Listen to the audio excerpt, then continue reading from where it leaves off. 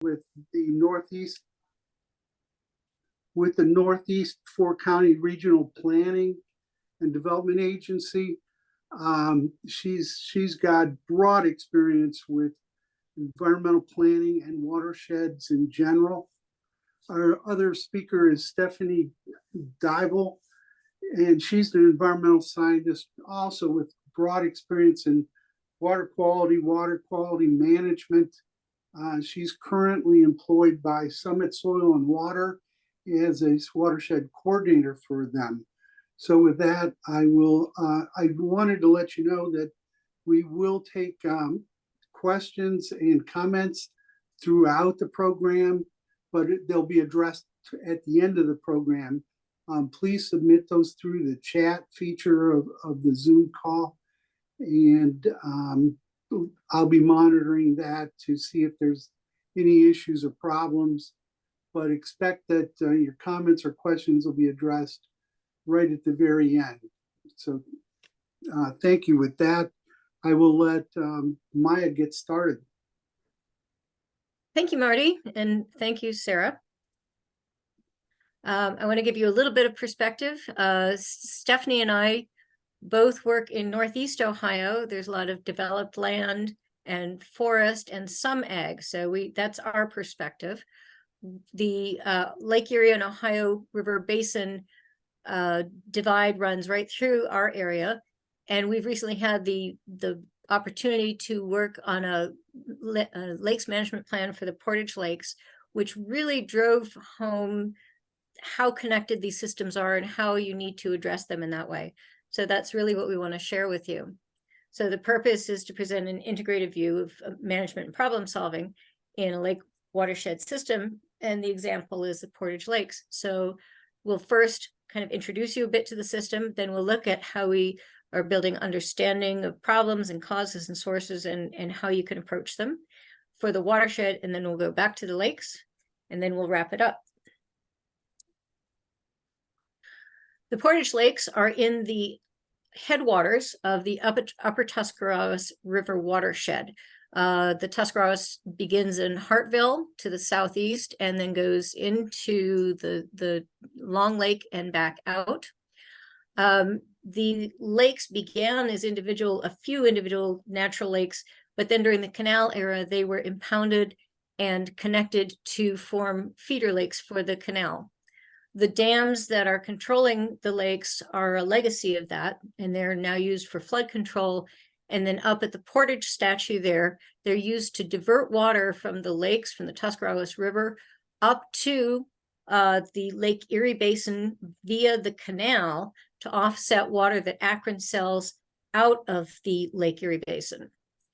The lakes are part of a state park, and they're considered urban lakes because they have a large developed watershed, because they're altered, they're multi-use, and they're vulnerable to impacts and challenging to manage. The focus of a lot of the water quality work is the Tuscarawas River, but this is what is really important in the communities in the region, as well as the river. It's a beautiful system with a lot of natural habitat and beauty.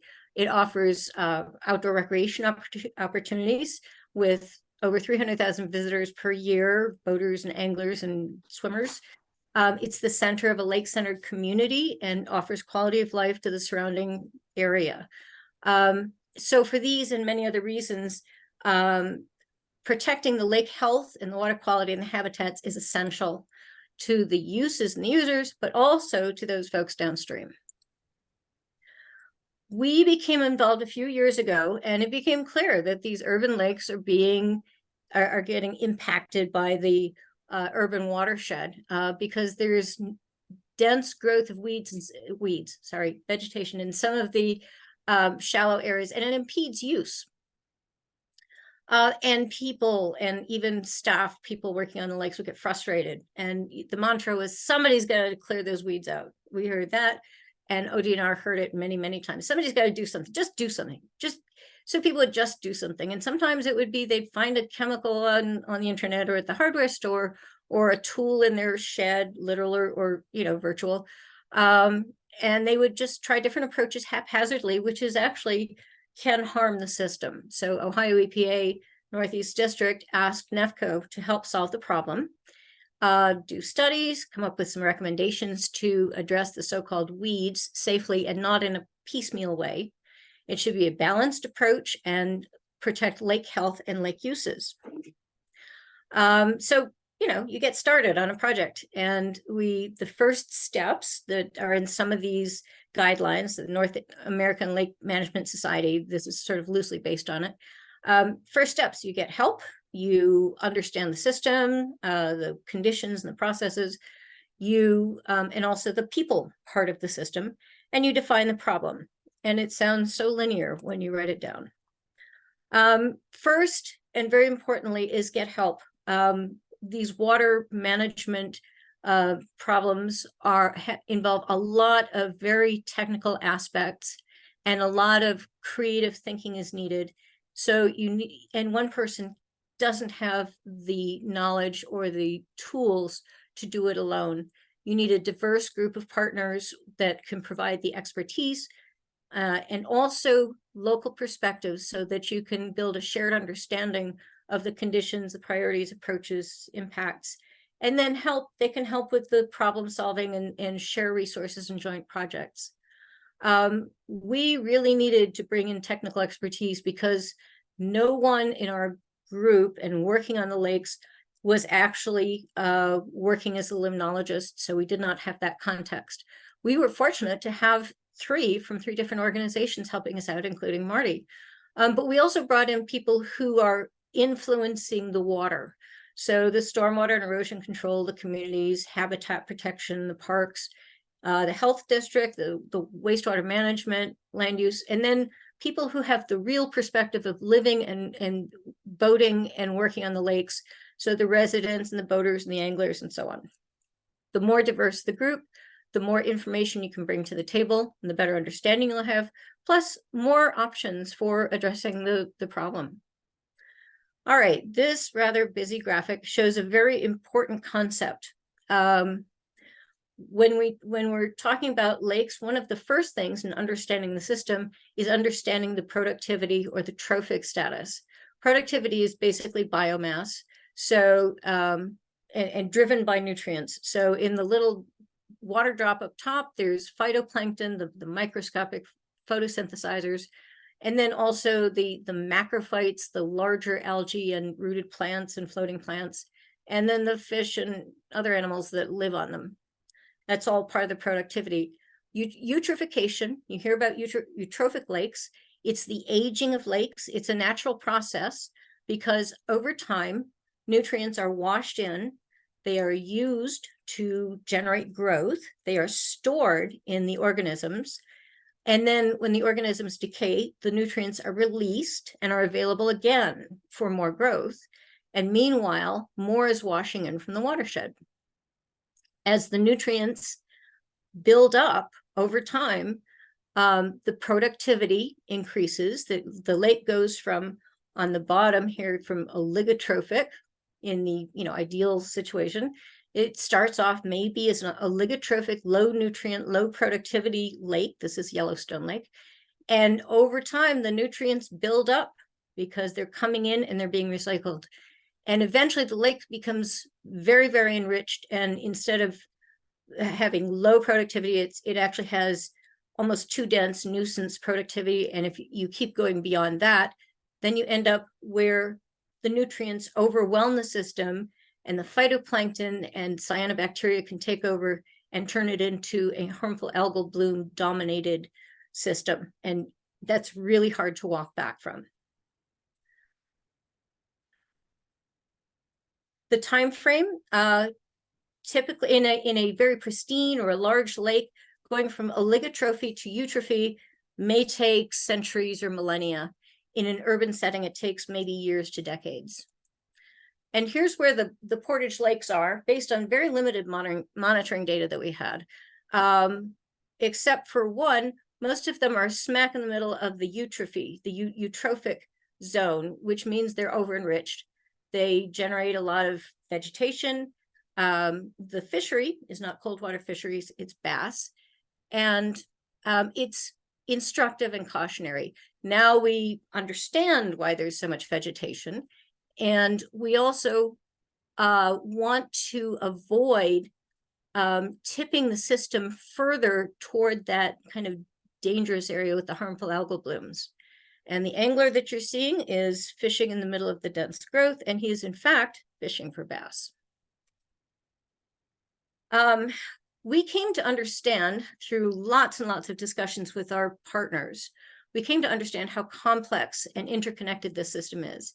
Each part affects and is affected by others. And if you change something, you can have changes throughout the whole system. So you have to be very careful. The little water drop is sort of a microcosm. Everything is connected by water. It's full of materials, nutrients, phytoplankton, at the base of the food chain. It is affected by light, and it receives input from as far away as Hartville, and it's connected to the rest of the system. And likewise with the plants down below, they're connected and they're affected by the same processes. And the processes happen anywhere from within the sediment to the weather and the rain. So I'm not going to quiz you on this. You don't have to know the details. What you need to know is that it is interconnected. Each part affects the other. If you're going to identify and address problems in this complex system, you really need expertise and data and to build that shared understanding. So now we're going to reframe the problem statement. Somebody's got to do something about the lake system conditions that drive the nuisance plant growth and make it worse. It has to be done in a balanced way to protect the habitat, the vegetation, and support the uses. And our problems stem from excessive nutrients fueling growth, because where there's nutrients, there's growth. A rule of thumb, 1 pound of phosphorus generates maybe 500 pounds of vegetation over time because it's recycled over and over. And then the other part of the problem is the invasive plants. They can spread really quickly because a lot of them reproduce by fragmenting, and they create these tangled mats. It's a real nuisance to people. So now that we've reframed the problem, now we can start addressing it. So we're going to look at dealing with the nutrient causes and sources, and that is a two-part problem. We have to look at that external loading coming from the watershed. That's the tap, and we want to turn it down or turn it off. We want to look at the internal loading, all that recycling that goes on and storage of the nutrients within the lakes. And bitter experience and many, many research projects all over the world demonstrate that if you are trying to manage vegetation in the lakes or even the harmful algal blooms, if you do just one of these approaches, you're going to be putting a lot of money into problem solving that just won't work. So then after that, we're going to look at developing approaches, and then you do the monitor, understand, coordinate, and revise to keep it going. First, we're going to look at the external loading in the watershed. This is the watershed again, and we're going to focus on that. And we're going to look at what the connections are, where things are flowing to and from, what is near there that's affecting the water, the people, the causes and the sources and approaches. This, where the yellow oval is the water that flows into an area known as Cottage Lake Grove. And on the left-hand picture, that's where the stream comes into the lake. And on the right, you can see they actually do have a problem with nutrients and excessive growth. I am not sure who all is watching this webinar. I suspect there's a lot of watershed people, but I'm going to briefly touch on watersheds and why we care and what matters. The landscape of the watershed that the water flows across affects the water, the amount, and what's in it. In natural landscapes, there is very little exported from the land to the streams and the lakes, or there's little inputs from the landscape. The rain is absorbed by the vegetation and infiltrated. If there is a big storm, the streams can spill out onto the floodplains and wetlands, which absorb the water, attenuate the floods, allow the contaminants and the sediment and the nutrients to settle out or be taken up. They're wonderful ecosystems. These often coincide and thus provide multiple benefits. and they add to the resiliency of the streams. So even the shape can help manage multiple levels of flow. In contrast, in the developed and altered watersheds, and this is the watershed for the lakes, and you can see there's a lot of the reds and pinks, that's the developed, some yellows, that's agricultural. So we harden the surfaces, so there's more stuff on them, and the rain just washes right off. And we've replaced those beneficial landscapes that can actually help with the pavement and the built environment. So it's a double hit. And the result is problems of one kind or another, water quality attainment, or things like flooding, erosion, unstable stream banks, and of course the nuisance growth in the lakes. And so once you start understanding what's causing the problems in the watershed, then you can start looking at the approaches. So we're going to reduce impacts and inputs. We're going to restore those natural features and benefits where we can. We're going to protect or limit use in some areas. And there's as many tools as you can imagine, thinking of the different sources in your own watershed. So VMPs, erosion control, laws and setbacks, ownership, volunteers. This is a shout out to the native plants, because the deep roots of native plants go 6, 8, 10, 12 feet. And that's bringing rainwater down into the ground, and all that surface area is interacting with the water and taking up nutrients and binding contaminants. Whereas with the turf, the bluegrass, you've got 2 inches of roots doing that kind of, providing that kind of benefit. We're going to now look at what's going on in the Cottage Grove Lake watershed area. And these are all just observations, the 30,000-foot approach. There's only a couple of actual things, and that's the parklands.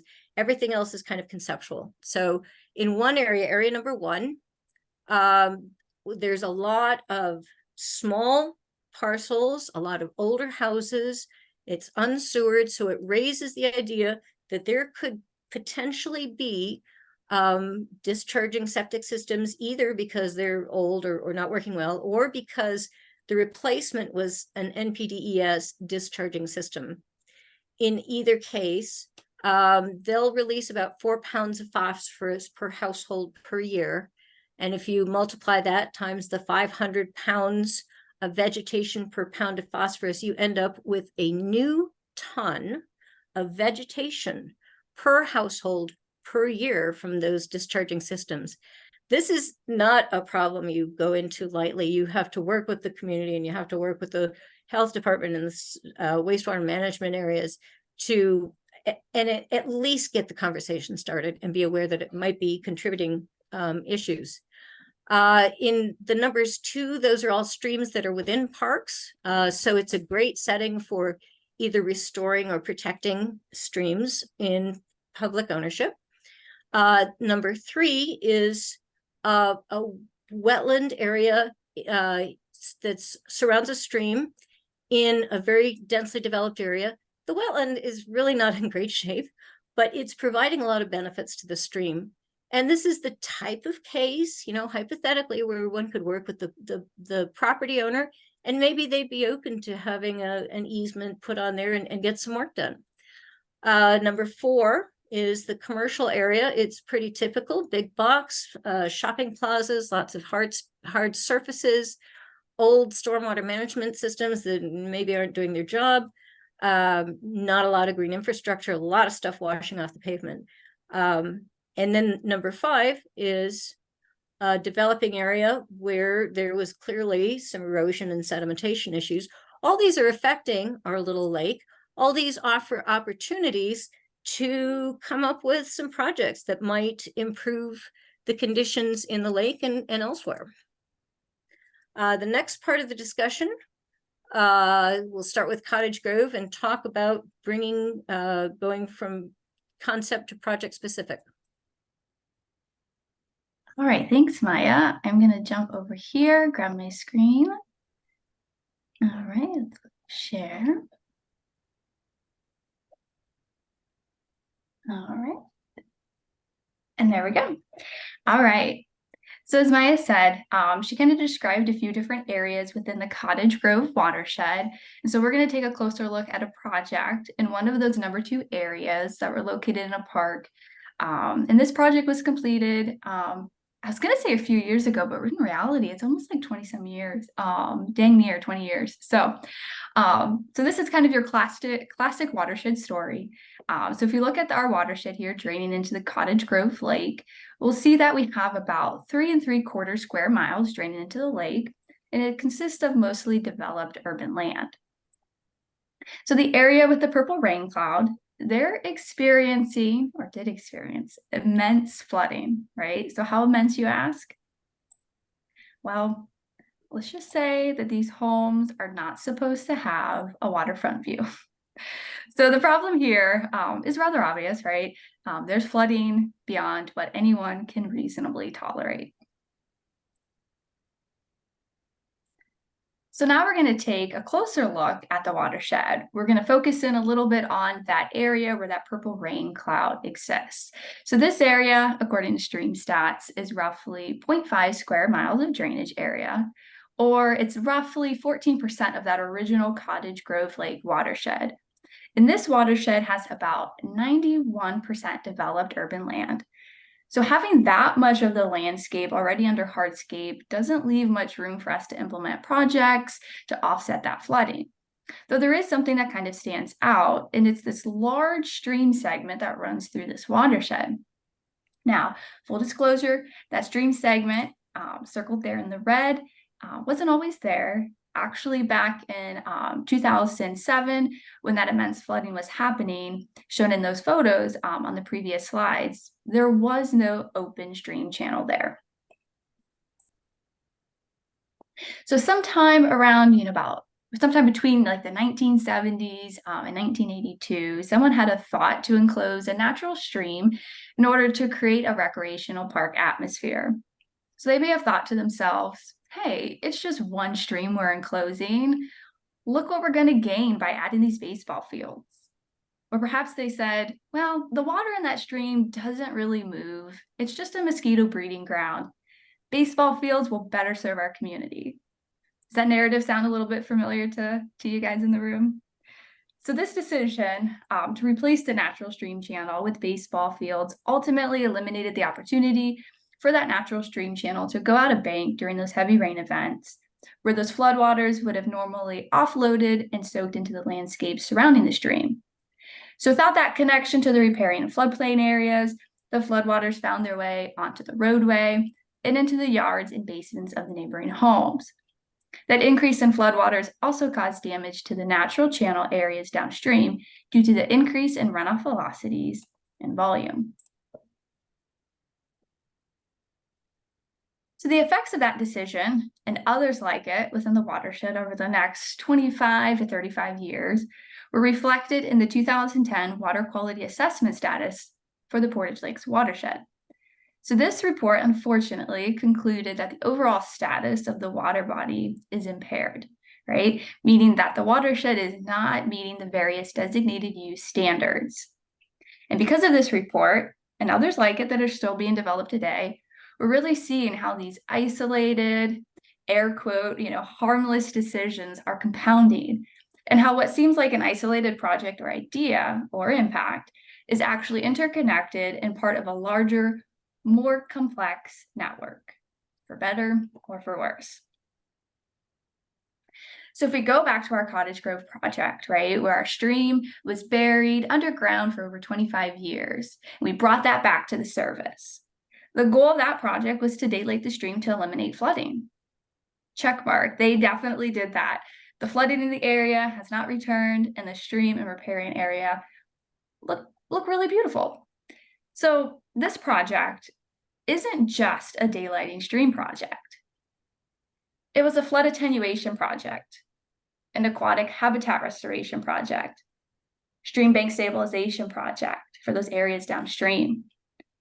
It was a runoff reduction project, giving those floodwaters a place to go and offload instead of onto the streets and into those neighboring homes. And it's even a pollinator habitat project. Maya and I, a week or so ago, we went out just to kind of see how things were doing, and we were amazed by the amount of life and things buzzing around and birds chirping. It's just really cool.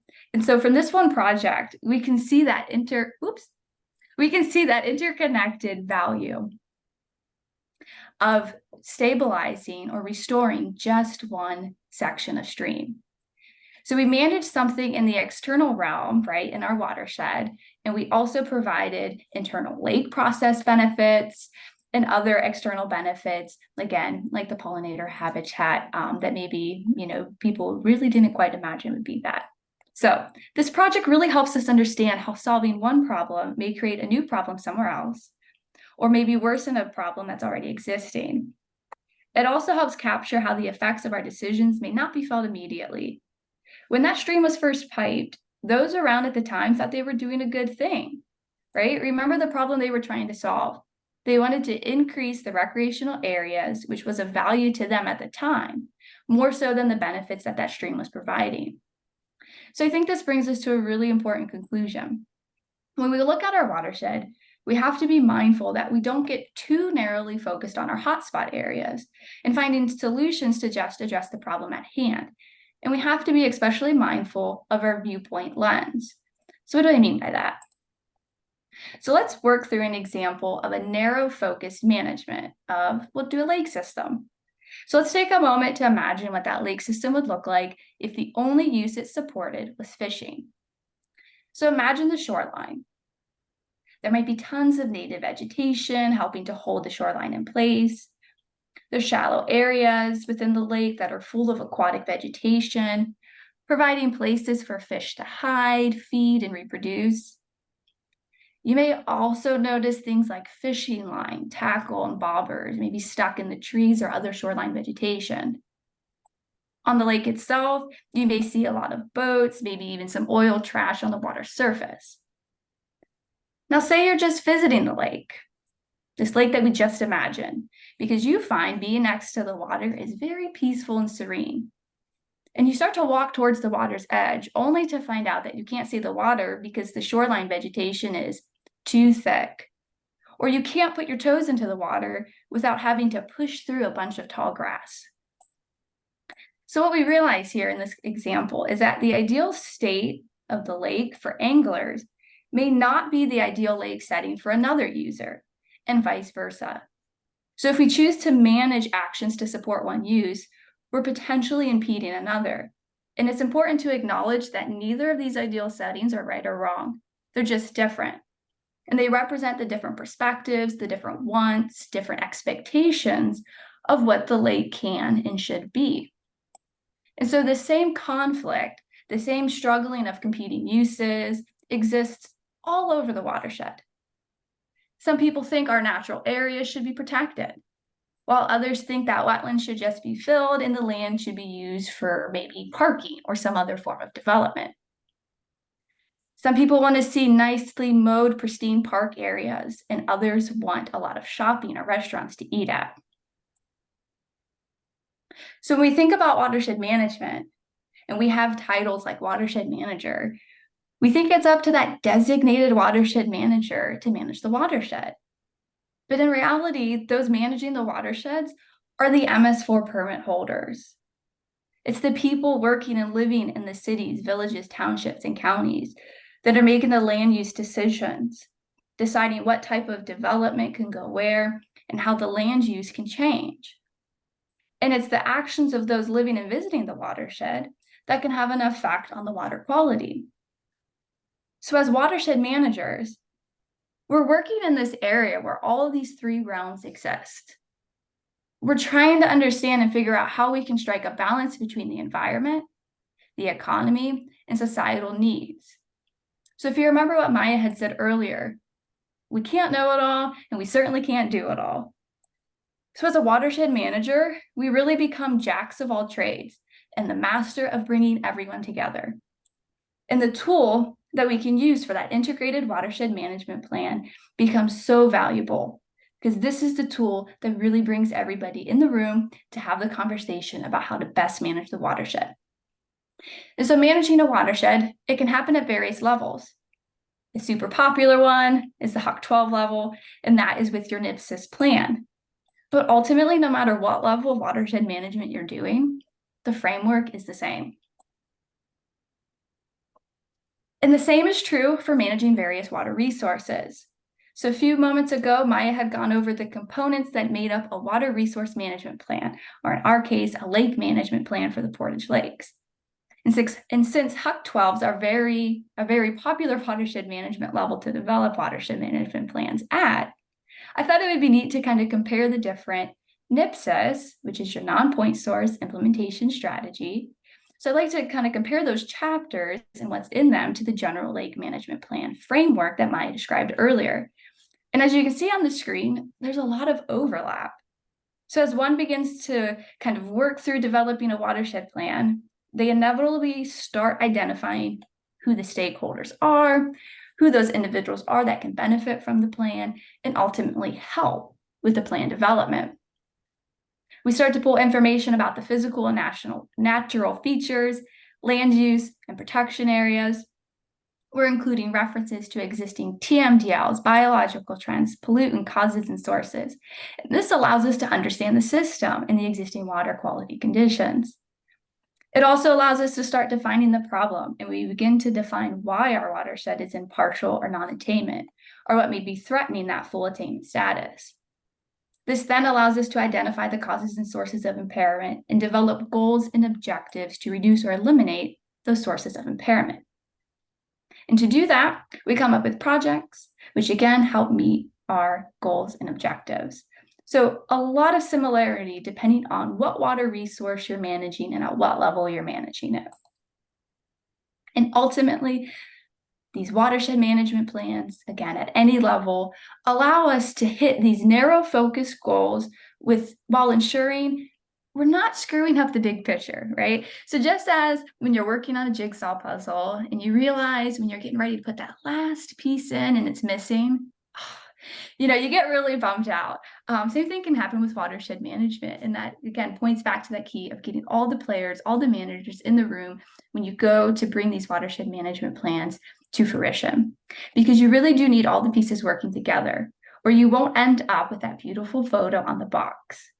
So with that, I'm going to turn it back over to Maya, who's going to continue our discussion and highlight some of the specific management actions for the Portage Lakes that we're implementing to help ensure that we have a beautiful lake jigsaw puzzle to look at, to recreate in, and to just simply enjoy for many future generations. All right. So back to you, Maya. Okay. Thank you. I love the points that you were making. Now I've got to make this advance. There we go. Okay. So we're coming back to the lakes, and now we're looking at the lake part of that two-part process. And the first part will just be kind of what I think of as kind of the easy stuff, the best management practices and the stewardship. A lot of it's very similar to what goes on up in the watershed and the things you're looking at and the things you're looking to change. But as you get close to the lakes, the impacts are much more immediate because you're right at the lakes. Everything goes directly in there and everything is connected. So you really have to understand what's going into the water. So the lawn chemicals, the septic waste, the animal waste. If you're putting chemicals in the water to deal with the vegetation in front of your property, you are not only affecting the water your kids are learning how to swim in, but also the water your neighbors' kids are learning to swim in, and the fish and the plants and the other biota, which is why only licensed applicators are permitted to discharge anything into the lakes. So we'll do similar processes to reduce the inputs and the impacts. And we have an additional couple around the lakes. There is a tremendous amount of geese, and we know how messy they are. They favor turf right next to open water because there's the food and the quick getaway from the predators.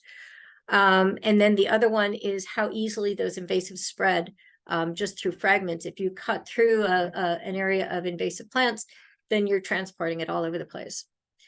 And so again, we're going to reduce the inputs and protect the natural functions and natural habitats. And the approaches include, let's get some good stewardship going for those lakeside residents, especially with the new ones who don't really understand how lakes work. Don't put your leaf pile, by the lake, for instance. Make sure your septic system is functioning well and you're following instructions. We can look at green infrastructure and lakescaping. Lakescaping is green infrastructure with native plants that does all the good things. The roots go down to the groundwater, which is up very high at this level, and actually can intercept nutrients traveling from far away. They provide the beauty and habitat, but also they discourage geese because they're tall and there might be a predator in there. And then specific resources for the lake management are the Clean Marinas program, the Ohio Clean Marinas program. They encourage eco-friendly practices at marinas, the last point of interception of stormwater, and may even help get green infrastructure going. And then there are clean, drain, dry efforts to get people not to transport invasives between lakes. This is the really big one when you're dealing with lakes, and a difficult one. We want to deal with that nutrient recycling in the lakes. So some approaches are to actually remove the phosphorus. So if you're dredging, you are removing some of the phosphorus-laden sediment, and the levels actually go down for a few years. Some organizations are using alum and aeration to reduce the amount of phosphorus that is becoming available in the anoxic water. And that really changes the nature of the lake, and that's not something you undertake lightly. Remember that the vegetation that you're trying to manage is also very important to the ecology, and it's also part of the solution because of all the nutrients it stores.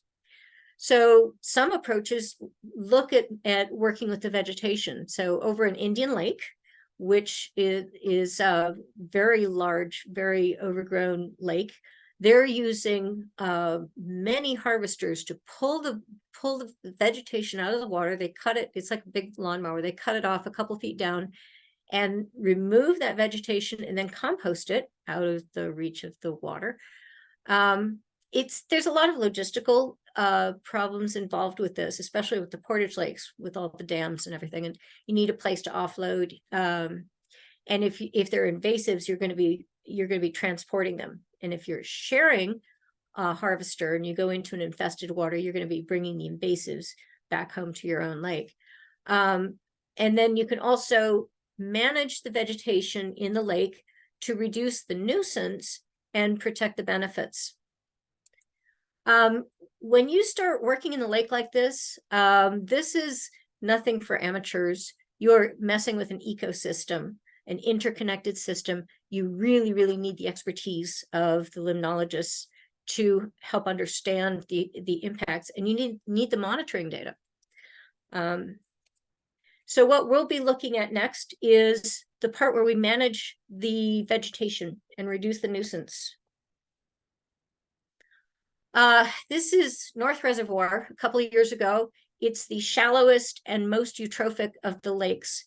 And it started looking like this at one point. And it's surrounded by residents, and there's a boat ramp and fishing area. So there was a lot of outcry. And as you look at this and think about the value that all that vegetation is providing, and all the nutrients it's storing, and the eutrophic status of the lake, you wonder, how are you going to manage this in a way that you can address the nuisance and not tip this lake into a much worse condition? Aqueduct came and treated this particular lake at about the same time that Indian Lake was becoming high on the radar. And Indian Lake, again, it's much bigger, and it looked basically like this. And one of our partners, a hydraulic engineer, not a limnologist, was on a state task force and advocated for an aquatic plant inventory for not just North Reservoir, but the entire lake system. And that's what the Portage Lakes got, one of 2 aquatic plant inventories that year. So what they do is and this is done in other states and other areas on a regular basis where lake management is really a well-developed, well-practiced discipline. So they assess what's there. They look at the species and then look at the density. They identify hotspots of invasives that are causing a nuisance. And they recommended some selective management, and there's our angler.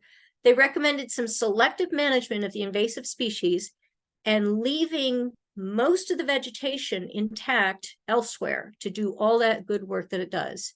And this would this would encourage the native species to grow. And the chemical they're using is Prosalicor. It is a slower acting herbicide targeted directly on Eurasian water milfoil, which is what all this stuff is. And so because it's slow acting, you don't end up with a big slug of nutrients coming in. They are under contract to monitor and provide guidance about what to do in the future. This picture is North Reservoir a few months after it was treated. And it's obviously the Eurasian water milfoil is not nearly as much of an issue.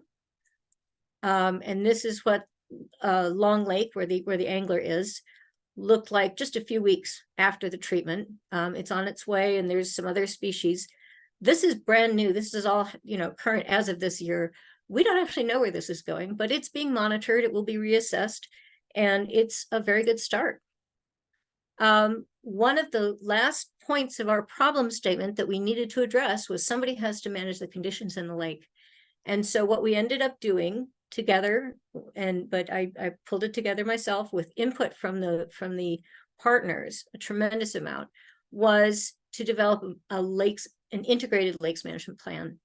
And the goals essentially were to manage the vegetation and protect the uses and lake health, reduce the causes and sources of nutrients, but other contaminants as well, externally and internal to the lakes, develop an integrated lakes management program so there would be a way to manage the lake as a system, bringing in expertise, sharing understanding, doing the monitoring and the data collection and coordination, and then building stewardship and understanding, because the biggest effect to and on the lakes is the people who are using it and the watershed. So where this effort stands, I'm pleased to report it was finalized a couple of years ago. The NEFCO board accepted it just recently. It's poised to proceed toward those more strategic efforts because the partners are really stepping up and they've bought into the whole concept, and we have the partners willing to move forward with this. So the aquatic plant inventory was a keystone effort. Now we know what is there and where the problems are and how to deal with it selectively to protect the phosphorus, the nutrient uptake, and the ecosystem. And that may change through the monitoring. The partners will find out, if it's working and if it needs to be adjusted. Aquadoc is, it's a limnology-based organization. And so the limnologist is under contract to do monitoring and provide guidance. Stephanie is the watershed coordinator for the Upper Tusk and will be focusing a lot of time on the Portage Lakes and coordinating the partners and efforts, in addition to developing stream and lake monitoring programs in the watershed with volunteers. And ODNR is developing lake monitoring by getting the equipment to put on their dams. And we're doing outreach. So it's a good start to managing the lakes as a system. And there's more to follow. We'll see what happens next. It's a good start. So the take-home message, it's all connected, upstream, downstream, internal, external. And if you're managing watersheds, you got to look at those lakes because they're receiving the nutrients and building them up. If you're managing lakes, you got to look up at that watershed if you want to deal with the sources and causes. And again, reduce the impacts and protect the benefits. Get help. Bring in as diverse a group of partners as you can. Make sure you have the expertise and the data and the monitoring.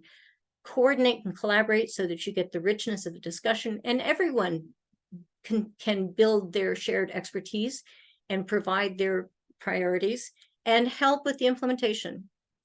and build involvement in stewardship in that watershed. 300,000 visitors. I don't even know how many tens or hundreds of thousands of residents in the watershed. So we need people participating, and don't just go after something. You got to understand the conditions, the connections, and the system in order to really understand the problem, the causes and sources, the approaches, and the impacts.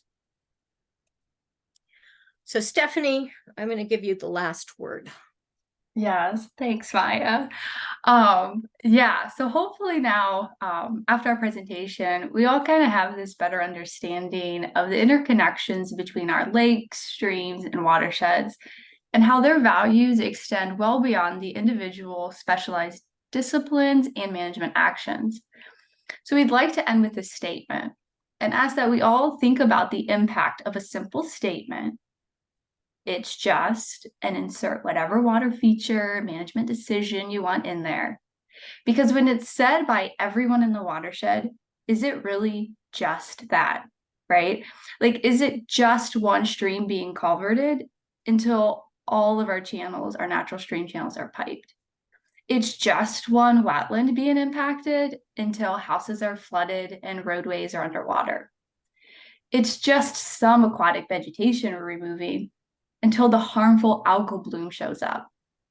And it's just one section of mowed grass next to the stream until the stream bank collapses and the house on the hill is now the rubble in the stream. So thank you all for joining us today. Thank you, guys. Very informative and well presented. We've got some time for questions. I've got a couple of entries in the chat, and the first one was from Catherine Suggs at Muskingum Watershed Conservancy District, and I think this slide really addresses her question. She mentioned she'd love to chat with you, Stephanie, about the presentation and the Portage Lakes Management Plan in particular. So she's got your contact information. We also had a question from Elena Steeroff about, have you guys noticed any starry stonewort in the Portage Lakes? And if so, how are you dealing with it? She comments that it's much worse than water milfoil. So Aqueduct did the aquatic plant inventory. It was pretty fascinating. They found a lot of great species, especially up in Nimisila, and the species diminished as you came down to Long Lake, which receives the water from the lakes and the river. They did not find starry stonewort. And so I think we're going to be on the lookout for that in the future. And then also hydrilla, which is taking over the Mosquito Lake and a few others. Thank you. Yeah, I think just an aside, I think that one is certainly, the latter one you mentioned, hydrilla, is certainly on a lot of people's radar. It makes milfoil almost look like a desirable species because of the density that it can grow at. Please submit any questions or comments that you might have. And in the meantime, I guess I've got one. Do you have any thoughts, either of you, on what seems to be a natural resistance of riparian owners to, I guess, lakescaping in general? And there seems to be an extraordinary fondness of many riparians for lawn tractors and broad expanses of lawns. How do we change that, and educate them, and on the many benefits, including geese control, that many of them are always complaining about? How do we change that? Yeah, I feel like that is a perfect question. I know Maya probably knows where my brain's going because we were just talking about this last week, specifically the lakescaping portion of your question, Marty. I feel like with the Portage Lakes, the issue with people not implementing it is maybe because they don't really know what it would look like or how to get started. And so Maya and I were kind of brainstorming, and we're hopeful that we'll be able to launch in 2024 a lakescaping workshop, hopefully through our county park or our county library system. We have a current initiative in place, and we're kind of hoping that that could be an expansion tool, and come up with a workshop with the kind of how-tos, give examples of how it looks, and then residents could leave with either plants in their hands or kind of a voucher, or we'll do a reimbursement, right? Something to kind of offset the cost of the plants when they do put them in their ground.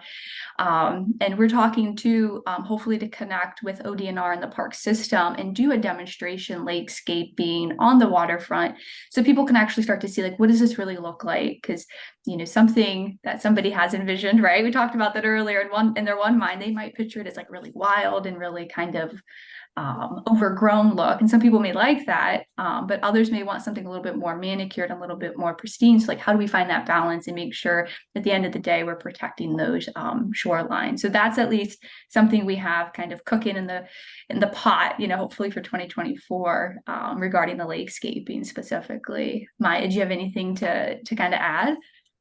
Yeah, I think it's a great commercial for building your partners, a diverse partner group, because there are some folks who are really good at education and getting the word out. In the Cottage Grove daylighting, Soil and Water actually worked with the local school system to get the kids out there planting the trees and monitoring. So there are so many outlets and ways to raise awareness, and some of it is by having it on the ground, and some of it is by somebody with a different skill set than I have, going out there and getting people excited about the idea. And that's how I've done a lot of research into other lake management organizations in other areas, and the successful ones have many different aspects. So there's the people doing the technical stuff, and people doing the regional planning stuff, and then a whole bunch of people doing the outreach stuff as well. Very good, thanks. A couple more questions. Maya, what was the herbicide chemical you mentioned being used in the Portage Lakes, and how effective has it been so far? So the herbicide is Procellacor, Proclllacor, something like that. Aqueduct uses it. They're very well versed in it.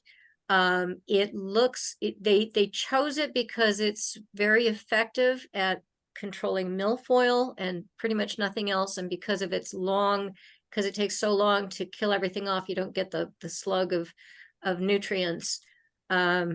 And they're using it over in Indian Lake. So, I can't address how effective it is, but I'm sure the Aqueduct folks, or if you know somebody over there at Indian Lake, they might have some actual hands-on experience with it.